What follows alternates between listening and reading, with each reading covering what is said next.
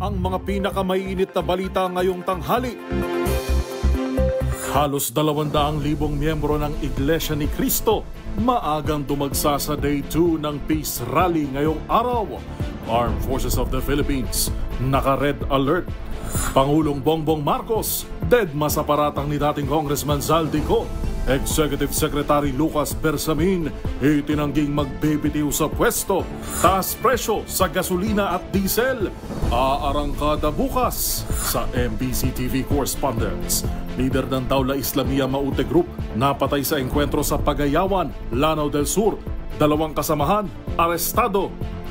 Sa MBC TV Sports, Mark Espejo nanawagan ng suporta para sa pamilya ng yumaong teammate na si Ike Barilea sa pamamagitan ng jersey auction.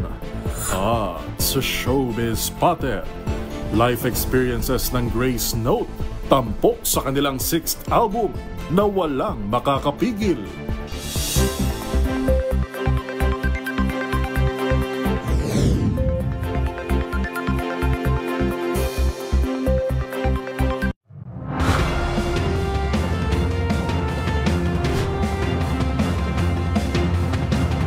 Bawat balita, makabuluhan. Bawat kwento, makapangyarihan. Boses ng Pilipino para sa Pilipino. Live mula sa MBC TV Studio. MBC TV Network News.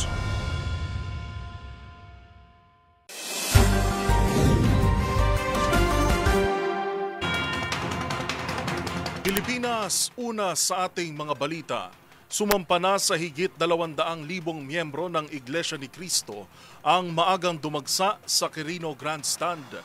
Ngayon ang pangalawang araw ng Peaceful Rally for Transparency and Better Democracy ng INC, kung saan as of 11 a.m. ay 190,000 katao na ang dumagsa at as of 12 noon ngayong tanghali ay umabot na sa 220,000 base sa tala ng Manila DRRMO.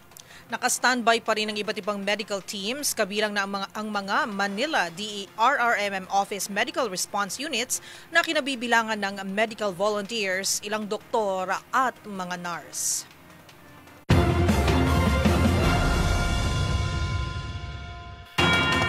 Sa kaugnay na balita, nakaalerto ang Armed Forces of the Philippines o AFP habang isinasagawa ang malakihang rally laban sa korupsyon, partikular ang 3 araw na pagtipon ng Iglesia ni Cristo sa Quirino Grandstand at ang programa ng United People's Initiative o UPI sa EDSA. Ang pagbabantay ng sandatahang lakas at ng mga kapulisan, tinutukan ni Edniel Parosa. Nakataas ang pinakamataas na alerto ng militar sa kasagsagan ng kaliwat-kanang rally laban sa korupsyon simula ngayong linggo. Kinumpirma sa DZRH News na AFP spokesperson Colonel Francel Padilla na nasa red alert status ang kasundaluhan, isang araw bago pa man ang pag-arangkada ng 3-day protest ng Iglesia ni Cristo sa Quirino Grandstand na sinabayan pa ng programa ng United People's Initiative sa EDSA. Paliwanag ni Padilla, kahit Philippine National Police ang nakatokas sa peace and order ng mga rally, kinailangang i-pool ang resources ng AFP sa kahit anong posibilidad, lalo't humaharap din ito sa pagprotekta sa teritoryo at humanitarian operations bunsod ng mga kalamidad. We have to take into consideration, Ed, na hindi lang dito sa mga rally na to, we are in a supporting role sa PNP dyan for law enforcement and peace and order, no? But nag-red alert pa rin tayo kasi tuloy-tuloy pa rin naman yung ating mga HADR efforts as of this time. Nilinaw naman ni Padilla na hindi sila nag-red alert dahil sa ulap ng ilan sa mga aktibong sundalo ay sabit daw sa destabilization plot. Sa katunayan, wala pa umanong malinaw na ebidensyang makapagpapatunay sa naturang impormasyong umiikot online. Samantala, sa bahagi ng pulisya, pinag-aaralan ng law enforcement kung may talabag pang batas ang ilang rallyistang sumigaw ng Marcos resign at nanawagan ng pagbaliktad ni AFP Chief of Staff General Romeo Browner Jr. Ginawa ito sa kasagsagan ng aktibidad ng UPI sa People Power Monument. Sa ambush interview sa Camp Crame, sinabi ni Interior Secretary John Vic Remulla na malapit na ito sa inciting to sedition. That's close to inciting to sedition, so investigate namin sila. Ang mga ganyan kalasing salita has no place in a civil society. We will go for truth, accountability, and justice, and we go through the due process kung sino man kailangan hatulan nito. Minsan ang hinarap ni General Browner ang UPI na pinamunuan ng mga retiradong sundalo pero iginiip ng AFP chief ang pagsunod sa saligang batas. Para sa MBC TV Network News, ito si Edniel Parrosa na DZRH. Una sa Pilipinas, una sa Pilipino.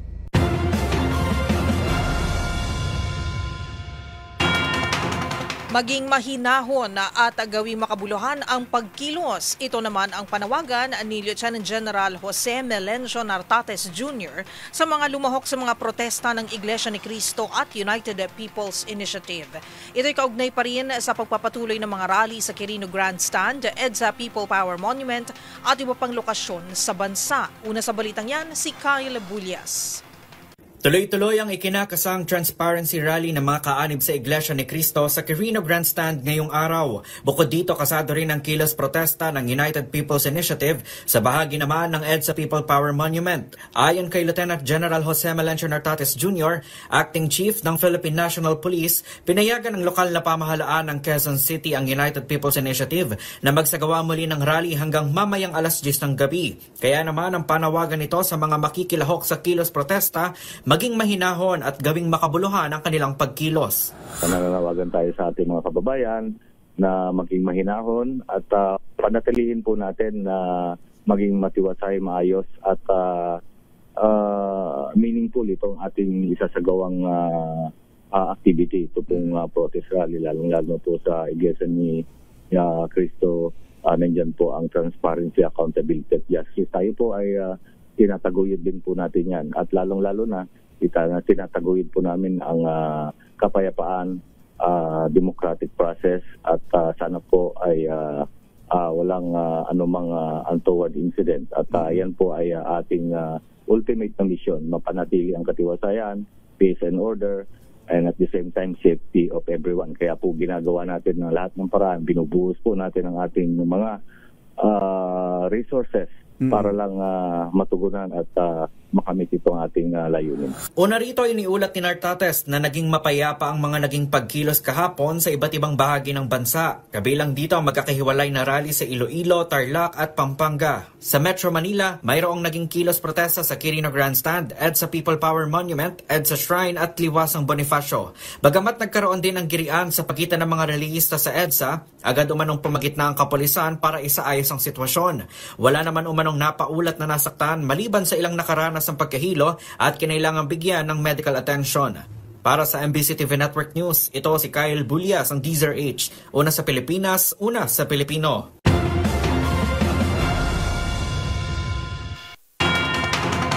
Sa ibang balita, nanawagan ng mga political analyst sa publiko na huwag agad maniwala sa mga pahayag ni dating Congressman Zaldico tungkol sa flood control scandal hanggat walang lehitimong ebidensya.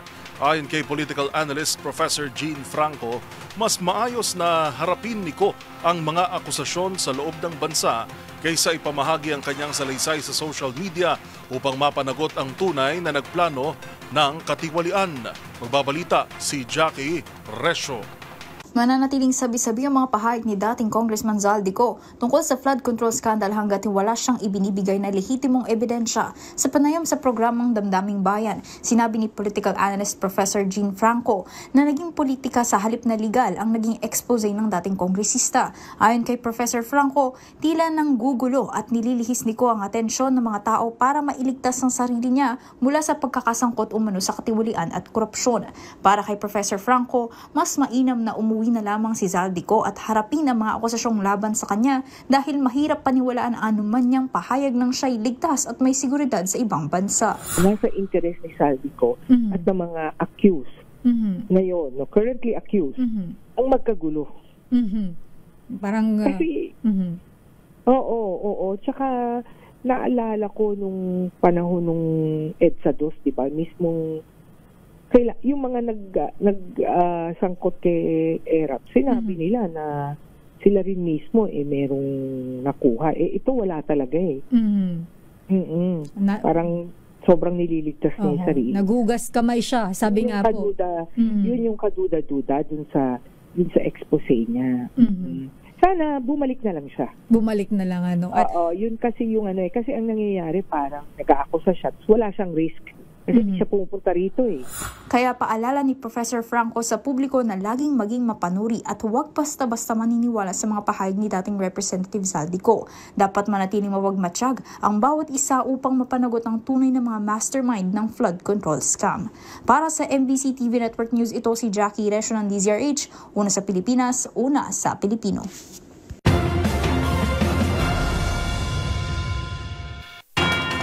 Deadma lang kay Pangulong Bongbong Marcos ang anumang akusasyon ni dating Ako Bicol Representative Eli Zaldico. Ayon kay Pangulong Marcos, ayaw niyang patulan ang mga pahayag ni Ko.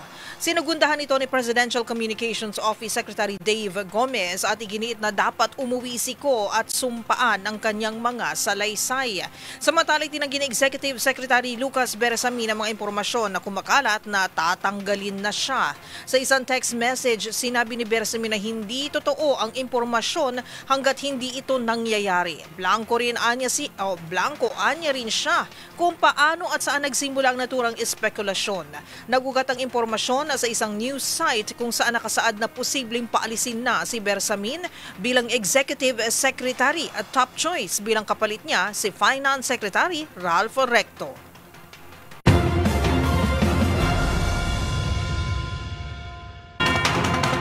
Samantala, naglabas naman ang pahayag si Vice President Sara Duterte hinggil sa mga pagkilos laban sa katiwalian.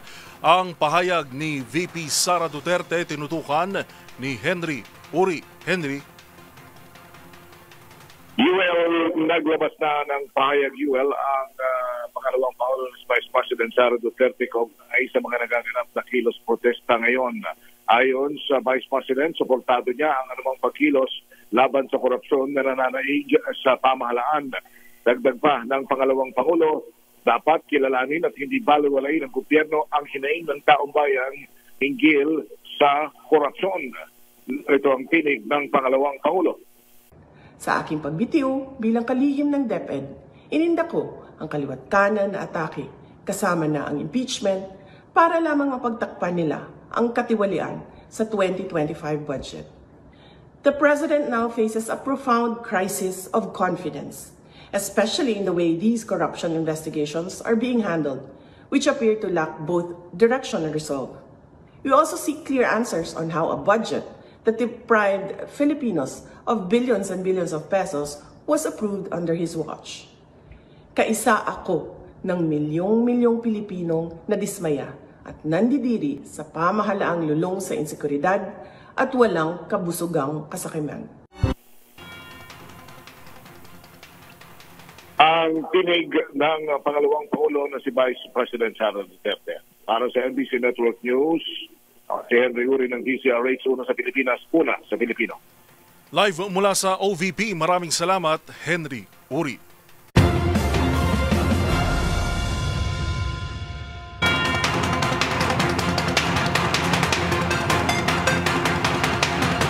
Samantala, ihanda na ang mga bulsa.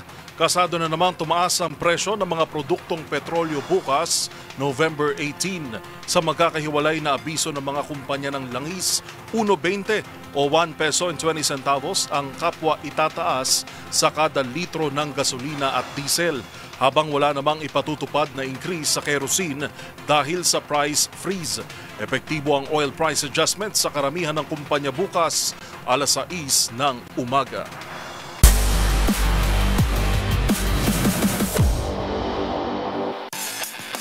Samantala sa mundo ng volleyball, naglunsad ng isang charity auction si Philippine volleyball star Mark Espejo upang makalikom ng suporta mula sa volleyball community para sa pamilya ng yumaong Alas Pilipinas player na si Ike Barilea. Inilaan ni Espejo ang isa sa kanyang game jerseys kasabay ng pagbabalik tanaw sa masasayang alaala ng dati nitong teammate. Ang mga detalye sa report ni Matchpoint, Mili Borja. Nanawagan si Philippine volleyball star Mark Espejo sa buong volleyball community para suportahan ang pamilya ng yumaong Alas Pilipinas player na si Ike Barilea sa pamamagitan ng isang charity auction ng kanyang game jersey. Kwento ni Espejo, matapos ang kanyang season sa Japan kasama ang Kubota, bumalik siya sa Alas Pilipinas para simulan ang paghahanda ng kupunan para sa World Championship. Doon niya unang nakilala si Ike, ang makulit pero masayang kasama. on and off the court. Ayon sa kanya, malaki ang potensyal ni Ike sa hinaharap ng Philippine volleyball. Ibinahagi rin ni Espejo ang ilan sa kanilang masasayang alaala habang nasa Japan. Ang mga gabing naglalaro sila ng pusoy sa kanyang kwarto, ang paglalakad nila ng gabi matapos ang training, coffee runs, ramen sa mga rest day, at maging ang unang beses na natikman ni Ike ang highball. Ayon kay Espejo, hindi rin niya inaakalang ang huling mensahe sa kanya ni Ike ay tungkol sa pagtatanong kung may tryouts para sa team niyang crisscross. At bilang pag-alala at tulong sa pamilya ni Ike, ipinapa-auction ngayon ni Espejo ang isang jersey na ginamit niya noong magkasama pa sila bilang teammates. Isang piraso ng alaala ng hirap, saya at pinagdaanan nila sa simula pa lang ng paghahanda ng Alas Pilipinas. Magsisimula ang bidding sa 5,000 piso na magtatagal mula ngayong araw November 17 hanggang Miyerkules November 19. Hinihikayat naman ni Espejo ang mga fan, atleta at buong volleyball community na makibahagi sa inisyatibong ito upang makatulong sa pamilya ni Ike sa gitna ng kanilang pagdadalamhati. Para sa MBC TV Network News, ito si Mili Borja ng DZRH TV, una sa Pilipinas, una sa Pilipino.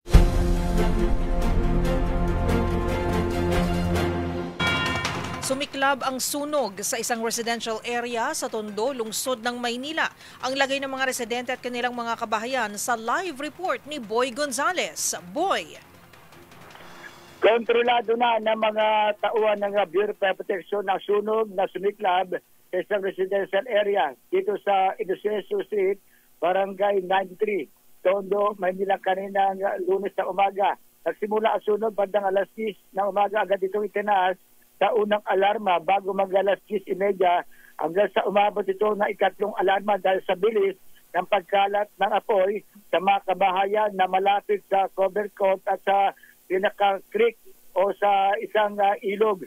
Sa gitna ng operasyon, nagkanya-kanya ng hakot ng gamit ang mga residensya upang mailigtas ang kanilang mga ari-arian at ilan sa kanila ay nagsalog pa ng tubig mula sa creek upang makatulong sa pag-apula. Bandang tanghali, ngayon ay dineklarang under control ang sunog ng Bureau of Fire Protection.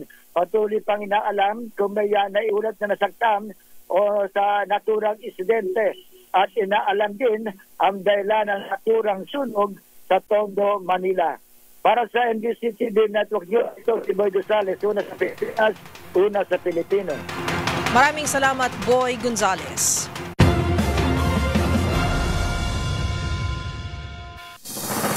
Narito ang mga balitang dapat ninyong abangan. Kaso laban sa 24 na opisyal na lumabag sa travel ban sa kasagsagan ng Bagyong Uwan, isinasapinal na ayon ito sa SILG.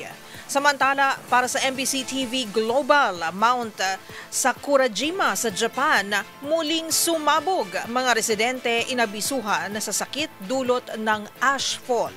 At sa Showbiz Spotted, Ann Curtis, nakabonding ang K-drama star na si Song Hye Kyo at Andrea Brillantes. Darren Espanto, na-meet sina Ariana Grande at Cynthia Erivo sa Singapore. Lahat ng yan sa pagbabalik ng MBC TV Network News.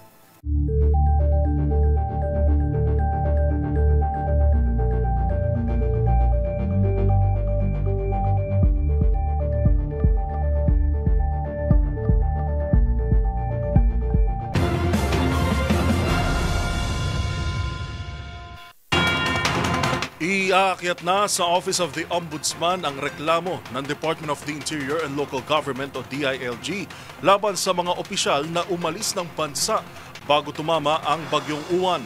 Ayon kay Secretary John Vic Remulla, kabilang sa mga ihaharap nilang reklamo ay abandonment of duty, gross neglect at subordination. Kinukumpleto na umano nila ang mga kailangang impormasyon na magpapatibay sa kaso gaya ng flight details ng mga opisyal.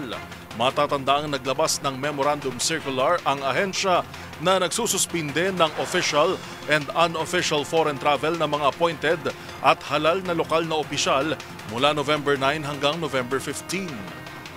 Ang halos kompleto na. So, yung file the corresponding cases of the Spanish. Yung mga umalis? 24 yata. Ang pinuport namin. Anong cases po yun? Abandonment of duty, gross neglect, insubordination. Kasi may order na kami mag-umalis. So, sumalis pa rin.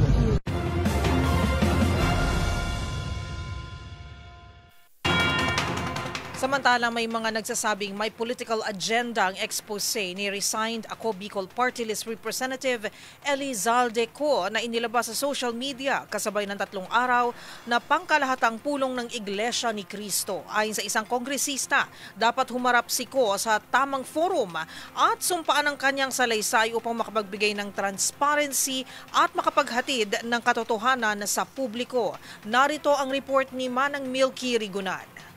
May political impact ang mala teleseryeng pagbubulgar ni resign Ako Bicol Party List Representative Eli Zaldeco na tuluyang naglaglag kay Pangulong Bongbong Marcos at dating House Speaker Martin Romualdez sa kontrobersya ng umano'y budget insertions.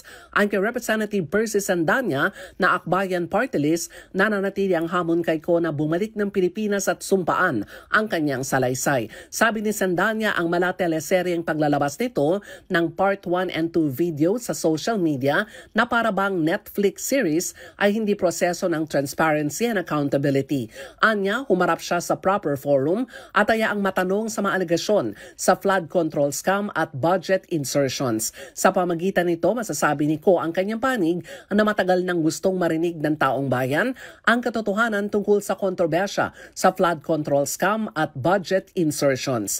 Narito si Akbayan Party List Representative Percy Sandanya sa panayam ng isyung pambayan. Although nabanggit mo rin kanina, pwedeng magamit ito ng ilang grupo na merong agenda na manggulo at umano'y mapatalsik si Pangulong Bongbong Marcos. Yes, totoo yan. At ito ngayon nakikita natin ngayon. Pati ngayon timing, siyempre nagtataka tayo, Milky, kasi di ba talagang inilabas yung video a few days before yung inaasahan na pagkilos ngayon at bukas ng isang religious organization. At siyempre, sinapsapa, ginawang parang Netflix series na nagkukulminate hanggang sa meron pa daw part 3 after nung part 2. So, suspect yung timing pagkatapos ng ilang buwan na pananahimik at pagtatago, bakit ngayon nilabas? At bakit ito yung kasabay ng mga political events sa ating bansa? So, talagang mapapaisip tayo kung ano ba yung agenda itong ginawa na paglalabas ng video na ito sa panahong ito na may nagaganap at magaganap na isang malaking pagkilos saan sa malapit sa inyo sa inyong istasyon, Miss Melody. Dagdag pa ni Sandanya, ilang buwang nanahimik si Ko at itinaon ang release ng videos 2 araw bago ang political and religious event ng INC. Kasama ito umaapela sa Sandanya sa publiko na maging mapanuri at huwag paggamit sa agenda ng ilan na may interes na sila ang pumalit sa kasalukuyang gobyerno. Para sa MBC TV Network News, ako si Milky Rigunan. Una sa Pilipinas, una sa Pilipino.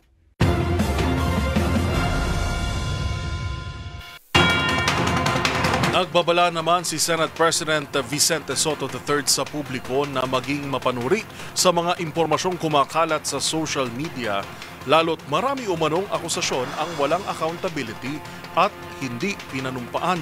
Binigyan diin ng senador ang mga putol-putol na paratang kagaya ng mga ibinabato kay Pangulong Bongbong Marcos ay dapat lamang pagdudahan hanggang hindi ito isinasailalim under oath o sa formal na proseso.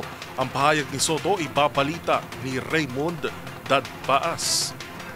Hinimok ni Senate President Vicente Tito Sotto III ang publiko na mag-ingat sa panghuhusga sa mga impormasyon na isinisiwalat sa social media.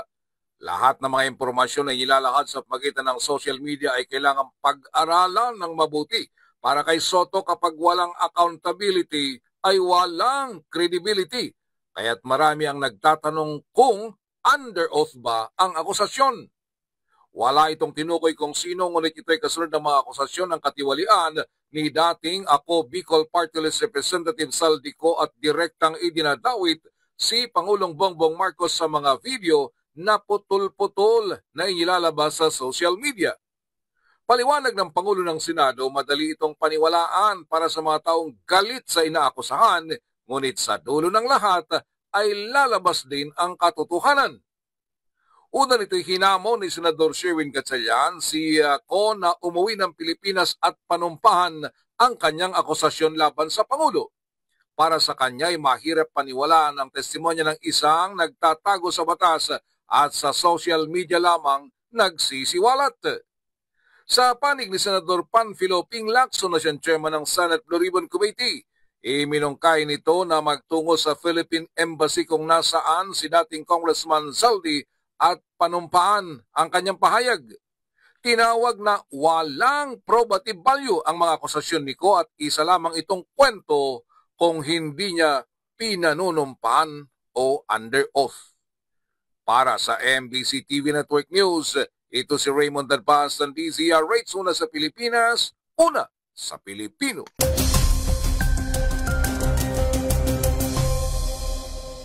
Sa ating ulat panahon, 3 weather system ang kasalukuyang umiiral sa ating bansa. Unang nakakaapekto ang northeast monsoon sa Luzon at easterlies naman ang mararanasan sa silangang bahagi ng Visayas. Habang sa southern portions naman ng Mindanao ay mararamdaman ang epekto ng ITCZ o ang tinatawag na Intertropical Convergence Zone na siyang magdadala ng kalat-kalat na pag-ulan at localized thunderstorms. Ngunit dito sa Metro Manila, asahan ng mainit hanggang sa katamtaman na panahon ngayong tanghali hanggang mamayang gabi. Samantala para naman sa mga mangingisda sa kabila ng banta ng pag-ulan ay ligtas pa ring makapagpamalaot dahil walang inaasahang pagtaas ng alon sa mga karagatan at baybayin.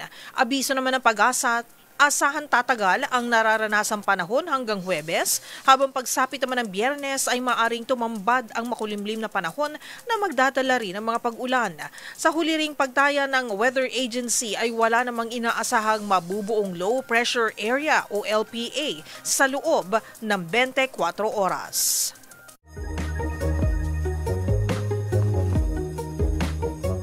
Ang ilan sa atin minsang nangangarap na bumalik sa pagkabata o di naman kaya ay ayaw nang tumanda. Pero alam nyo bang may hayop palang maituturing na immortal dahil kaya nitong bumalik sa pinakabata nitong anyo? Alamin na this, immortal nga ba ang mga jellyfish?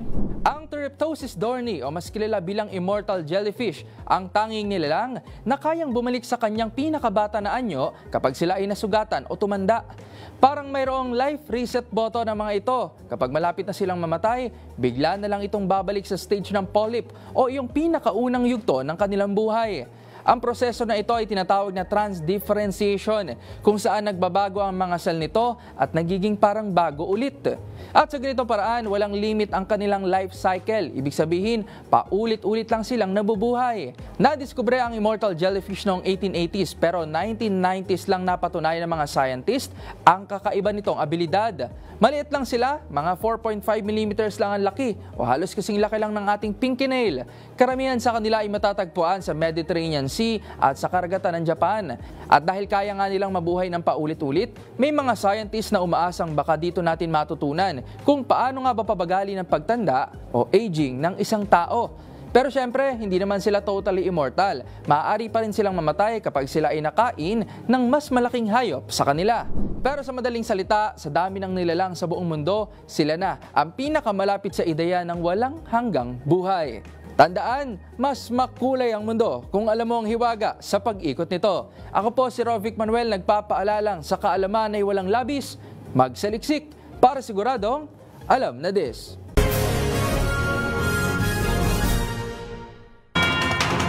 Muli na namang nag-alboroto ang isa sa mga aktibong bulkan sa Japan, ang Mount Sakurajima, na nagtala na muli ng malakas na kapal ng usok na aabot sa mahigit 4 na kilometro. Yan at ang iba pang napapanahong balita mula sa iba't ibang panig ng mundo sa Global Headlines Report ni James Galange. Balita mula sa Japan. Pansamantalang kanselado muna ang sakay ng ilang mga paliparan sa Japan matapos sumabog ang Mount Sakurajima na nagpakawala ng usok na abot sa 4 na kilometro ang taas. Habang inabisuhan naman ng publiko sa maaaring sakit na dulot ng ashfall mula sa nasabing bulkan na nagtala ng 3 sunod-sunod na pag-alboroto. Ayon sa Japan Meteorological Agency, 3 prefecture ng bansa ang maaari pa rin maapektuhan tulad ng Kagoshima at Miyagi. Samantala, nananatili pa rin isa sa mga aktibong bulkan, ang Mount Sakurajima na huling nag-alboroto noong nakaraang taon. Sa iba pang balita, patay naman ang 9 na katao na binubuo ng mga pulis, forensic investigators at staff nang biglang sumabog ang iniimbestigahan nilang nakumpiskang bomba sa bayan ng Srinagar sa India. Habang 30 naman ang sugatan na agad na ring dinala sa ospital. Pagkumpirma ni Srinagar Police Director General Nalin Prabhat, wala naman daw ng foul play sa nangyari bagkus isa lamang raw na aksidente. Bukod sa naitalang casualty, may mga napinsala ring sasakyan na nasunog mula sa nangyaring pagsabog. Samantala, balita naman mula sa Palestine, nagsimula naman ang mga Palestinian, United Nations o UN volunteers para muling itayo ang nasirang syudad sa Gaza na napinsala ng gyera sa pagitan ng Israel at Hamas, kung saan sinimulan nilang magbayanihan sa paglilinis ng nasa tinatayang 60 milyong tonelada ng mga debris, gayon din natignan ang magiging tagal ng pagsasaayos ng mga nasirang infrastruktura. Ayon sa UN, mula rito ay opisyal na nilang inilulunsad ang We Will Rebuild Gaza campaign na layong hindi lamang ibalik ang kanilang mga tirahan, bagkus pati na rin ang dignidad na mayroon noon ang Gaza. At yan naman nakalap nating balita mula sa iba't ibang panig ng mundo. Para sa MBC TV Network News, ito si James Galangin ng DZRH TV, una sa Pilipinas, una sa Pilipino.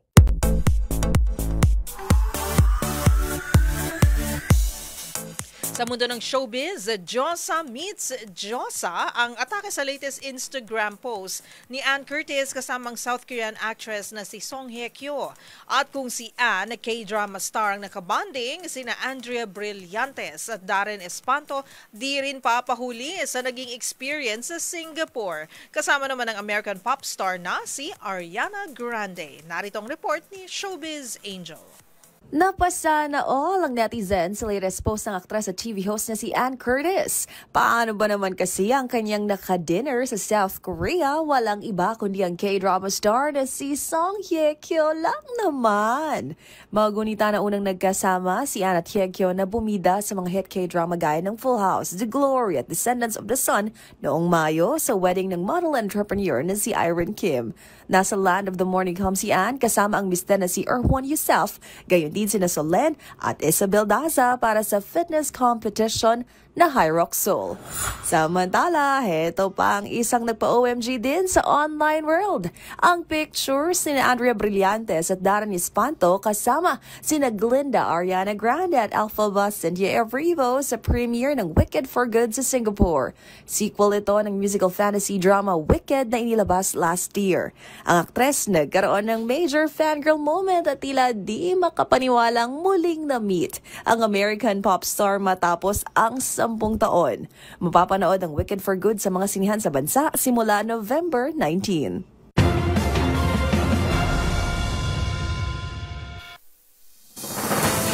Abangan sa aming pagbabalik, tricycle sumalpok sa isang sasakyan, mga sakay sugatan sa Orion, Bataan. Sa MBC TV Sports World Cup Veterans, pangungunahan ng Filipina 5 sa kauna-unahang FIFA Women's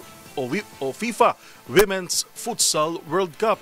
At sa TNVS, konduktor ng isang bus na nagpa-bring me game sa mga pasahero sa gitna ng traffic, kinaaliwan ng netizens. Yan at marami pang iba sa pagbabalik ng MBC TV Network News.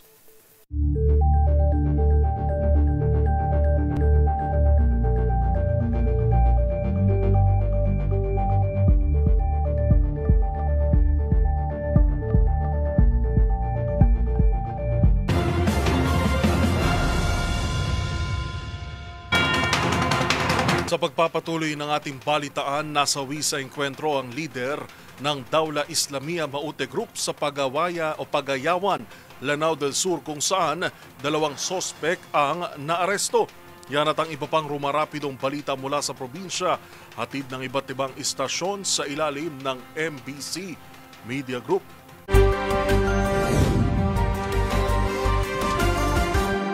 Balita mula sa Mindanao. Patay na ang kasalukuyang pinuno ng Dawla Islamia Maute Group na kinilalang si Najib Lagindab alias Abu Jihad, habang 2 sa mga kasamahan nito ang naaresto sa serye ng engkwentro na naganap sa bahagi ng Barangay Padas, Pagayawan, Lanao del Sur. Sa impormasyon mula sa 1st Infantry Tabak Division, 2 magkakasunod na engkwentro ang naganap sa pagitan ng mga tropa ng 11 o 1st Infantry Gagandilan Brigade at ng Dawla Islamia Maute Group led by Abu Jihad. Nitong umaga ng Sabado, na-recover ang isang bangkay na kinumpirma ng mga kasamahan na ito'y bangkay ni Abu Jihad, ang kanilang pinuno. Dalawa din sa mga terorista ang nadakip at pagka-recover na isang M16 rifle, isang caliber 45 pistol at 3 improvised explosive devices. Habang isang sundalo naman ang malubhang nasugatan sa enkwentro. Batay sa talaan ng militar, ang grupo ni Abu Jihad ay kabilang umano sa grupong nagpasabog sa Mindanao State University noong December 2023 sa Islamic City of Marawi. Ayon naman kay 1101st Infantry Brigade Commander Brigadier General Yasser Bara, ang kamatayan ni Abu Jihad ay sa umanong malaking kawalan sa ilang natitirang miyembro ng mga terorista sa kanilang area of concern. Pinapurihan naman ni JTF Sampelan and 1st Tabak Division Commander Major General Diego Ray Baroquillo Jr. ang katapangan at sakripisyo ng buhay ng mga sundalo na sumagupa sa grupo ng mga terorista. At sa accomplishment na ito, maasa ang militar na kung hindi man mapatay ang ilang natitirang Maute Group, ay susuko na lamang ang mga ito alang-alang sa pamilya, sa pagiging Pilipino at sa kapayapaang isinusulong sa Mindanao. Para sa MBC TV Network News, RH19, June Dimakutak mula sa Lanao. Una sa Pilipinas, una sa Pilipino. Sugatan ng driver at makasakay ng isang motorsiklo na may sidecar. Makarang bumanggat ito sa isang Hyundai Starex na naganap ang aksidente sa Roman Highway Crossing, Barangay Bilulu, Oriong, Bataan, alas 9:45 kagabi. Batay sa investigasyon at salaysay ng mga driver at mga saksi, tinatahak ng Hyundai Starex na minamaneho ng edad 25 ang northbound lane ng Roman Highway nang biglang mabangga ito ng mabilis na paparating na motor na may sidecar na mula sa Upper Bilulu Street. Dahil dito nasugatan ang driver at mga pasahero ng motor na may sidecar at nagkaroon ng pinsala ang parehong sasakyan na may hindi pa matukoy na halaga. Agad na isinugod ng responding Orion Rescue ang mga sugatang sakay na dinala sa Bataan General Hospital sa lungsod ng Balanga habang nagpapatuloy pa rin ang investigasyon sa naturang aksidente. Para sa MBC TV Network News, RH37, Danny Kumilang, una sa Pilipinas, una sa Pilipino. Noong Sabado, nagkaroon ng send-off ceremony sa Police Regional Office 1 sa La Union sa ilalim ng pamumuno ni Regional Director Brigadier General Dindo Reyes, kung saan 1,000 pulis na miyembro ng Civil Disturbance Management o CDM ang ipinadala sa National Capital Region upang tiyakin ang peace and order and public safety sa dalawang major public events na nagsimula na kahapon na tatagal hanggang bukas, araw ng Martes. Mahigpit ang tagubili ni Brigadier General Reyes yung mga CDM personnel na respetuhin ang constitutional right ng mga mamamayang lalahok sa mapayapang rally at peaceful assembly at malayang magpahayag ng kanilang damdamin at tiyakin ang kaligtasan at kapayapaan ng mga rallyista. Dagdag pa ng general na nakahanda silang magdagdag pa ng puwersa ng CDM sa nakatakdang rally sa ₱1 trillion march sa November 30 ngayong taon. Para sa MBC TV Network News, ito si Freddy Fajardo, RH13, una sa Pilipinas, una sa Pilipino. Sa bayan ng Palapag, Northern Samar, inaresto naman ng mga pulis sa isang 37 taong gulang babae ng maaktuhan ng otoridad na nagpapataya ng swertres luto. Naaresto ito sa anti-illegal gambling operation ng mga tauhan ng Palapag Police sa pangunguna ni Police Captain Lucis Jr., Chief of Police, at nahuli sa Barangay Tinampo, Palapag, Northern Samar. Ang akusado ay 37 taong gulang at residente na naturang bayan. Ayon sa report ng PNP Palapag, akto itong nagsasagawa ng iligal na aktibidad kaugnay sa swertres o paglabag sa Republic Act 9287 sa loob pa mismo ng kanyang tindahan. Sa panahon naman ng pag-aaresto sa nasabing akusado ay pinaalam ng mga pulis ang dahilan ng operasyon at ipinaalam ang kanyang mga karapatan alinsunod naman sa Mirada Doctrine. Agad itong dinala sa Palapag Municipal Police Station para sa kwastong disposisyon. Patuloy naman ang operasyon ng kapulisan laban sa lahat ng uri ng iligal na sugal bilang suporta sa patuloy na kampanya ng Philippine National Police para mapanatili ang kapayapaan, kaayusan at kaligtasan na rin ng publiko. Mula sa MBC TV Network News, RH34 Shane Galit Bantaya ng DZRH, una sa Pilipinas, una sa Pilipino. Sinimulan na ng Philippine Drug Enforcement Agency Negros Island Region ang orientation at pre-assessment para sa outstanding Barangay Anti-Drug Abuse Councils, Barangay Tanod Teams at Barangay Peace and Order Councils. Ayon kay Philippine Drug Enforcement Agency Provincial Office, Investigative Agent Sergeant 3 Elmer Ibuna. Ang search for outstanding badak BTT at BPOC ang sinimulan sa bawat mga bayan at lungsod ng Negros Oriental at magpapatuloy sa buong barangay sa isla ng Negros na dadaluhan ng mga representante mula sa PDEA, NIR at PNP, BFP, Bureau of Jail Management and Penology, City Society Groups at DILG na magproseso sa coordinated evaluation. Dagdag pa ni Ibuna sa pagitan ng pamamaraan ng PDEA Negros Island Region Regional Director Melvin Istoque at DILG maging patas at transparent ang pagbibigay ng mga ahensya ng gobyerno sa bawat mga participating barangays base sa proseso ng standards at assessment. Para sa MBC TV Network News, ito si RH46 Rex Cantong para sa DZRH, una sa Pilipinas, una sa Pilipino.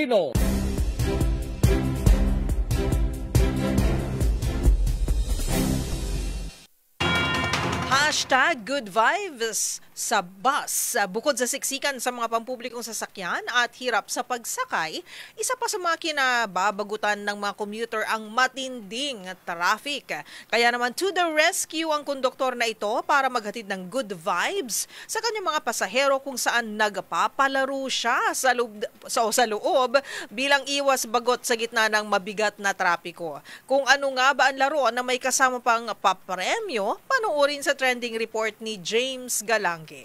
Good vibes ang hatid ng konduktor nito online matapos isalba sa pagkabagot ng kanyang mga pasahero sa gitna ng mabigat na trapiko. Yan ay dahil sa kanyang mga viral na pa-bring me challenge sa kanyang mga sakay kung saan ang mananalo ay ibabalik ito ang kanyang pamasahe. Habang sa video naman na ito ay isang estudyante ang nakalibre ng manalo at mabigay ng red ballpen kay manong konduktor. Pareho namang naaliw at antiga mga netizen sa munting pakulo ni Tatay Kulas sa kabila nga naman ng umano'y pagod at stress ng mga commuter sa kanilang biyahe. Samantala, kadalasang kinukunan ni Kulas ang kanyang araw-araw na biyahe at kasamang maipagkulitan sa kapwa konduktor, driver at maski sa kanyang mga pasahero. Kaya naman dahil sa kanyang mga makukulit na pakulo, ang kanyang mga naturang video, umakot na mahigit 1 million views at mahigit 20,000 reactions sa TikTok. Para sa DZRH TV, ito si James Galange, una sa Pilipinas, una sa Pilipino.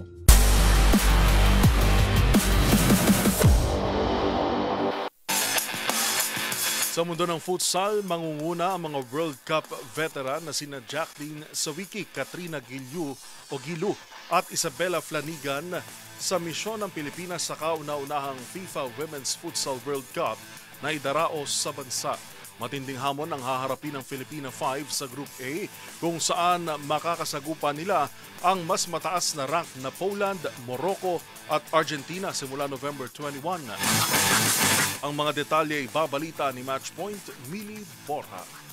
Mangunguna sa Team Philippines ang World Cup players na sina Jacqueline Sawiki, Katrina Gilu at Isabella Flanigan para sa inaugural FIFA Women's Futsal World Cup na gaganapin sa Pilipinas ngayong buwan. Ang tatlo ay bahagi ng Philippine Women's National Football Team na nag-ukit ng kasaysayan sa 2023 FIFA Women's World Cup at inaasahang siyang magsisilbing haligi ng Filipina 5 na pinamumunuan ni Coach Rafael Merino. Makakalaban ng World Number 63 Philippines ang mga mas mataas na rank na bansa sa Group A, ang World Number 14 na Poland, World Number 31 na Morocco, at World Number 6 na Argentina. Kasama rin sa kupunan sina Shai Del Campo, Janessa Tolentin, at Charissa Limoran mula sa Pilipinas. Mula naman sa PFF Women's League, bubuo sa team sina Lali Ordilio, Isabela Bandoja, at Rosel Mendaño. Sa goalkeeping positions, magtatambal sina Samantha Yu at Kyla Santiago para sa Filipina 5. Kukumpletuhin ng roster ng mga overseas-based players na sina Catherine Gaverson at Judy Connolly kasama si Regina Rebosora ng Far Eastern University. May kabuang 16 na bansa ang sasali sa kauna-unahang FIFA Women's Futsal World Cup at unang makakarap ng Pilipinas ang Poland sa November 21. Ang kompetisyon ay gaganapin mula November 21 hanggang December 7 sa PhilSports Arena sa Pasig City. At yun ang mga latest updates sa mundo ng sports. Para sa MBC TV Network News, ito si Mili Borja ng DZRH TV, una sa Pilipinas, una sa Pilipino.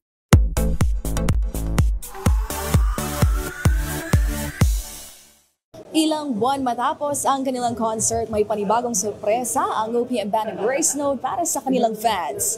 Ang 4-piece band, inilabas na ang kanilang brand new album na walang makakapigil. We love you, Grace Note! Speaks about life experiences. Ganyan inilarawan ng bokalista ng Grace Note na si Eunice Jorge ang kanilang 6th album na walang makakapigil. Sa idinaos na album launch, pinerform ng pop rock band ang 8 tracks na bumubuo rito. Gaya ng Wasabi Halmanataki, binaliktad na salitang mahal na kita na tungkol anya sa love story nila ng TV host at kanyang fiancé na si Anjo Pertiera.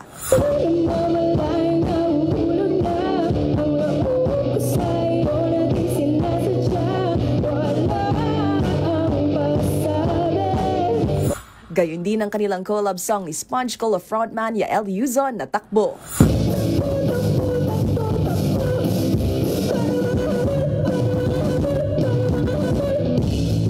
We recorded the album actually since last year. Sarap sa feeling na ma-release namin siya bago matapos ang taon at meron kaming gift sa inyo ngayon 2025, which is the album Walang Makakapigil, guys. So sa mga nakasabay-bay sa amin ng Grace Note, salamat.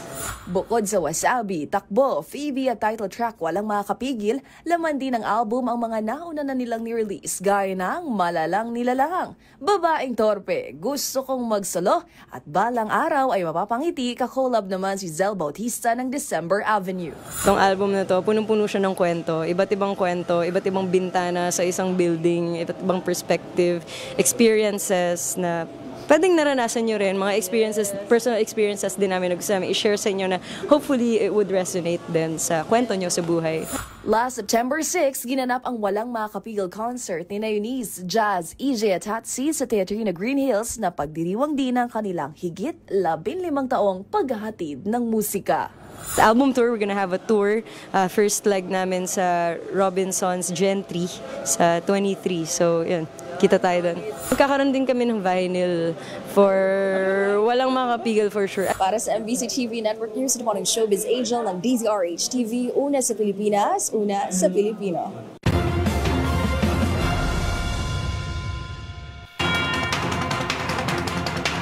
At yan po ang mga nakalap naming balita ngayong araw ng Lunes. Meron na lamang po tayong 38 araw bago ang Pasko. Ito po si Yuel Reyes. At ako naman po, si Karen Oyong. Magkita-kita tayong muli bukas, araw ng Martes, para sa mga balitang makabuluhan, mga kwentong makapangyarihan. Hatid ang boses ng Pilipino para sa Pilipino. Ito ang MBC TV Network News. Una sa Pilipinas, una sa Pilipino.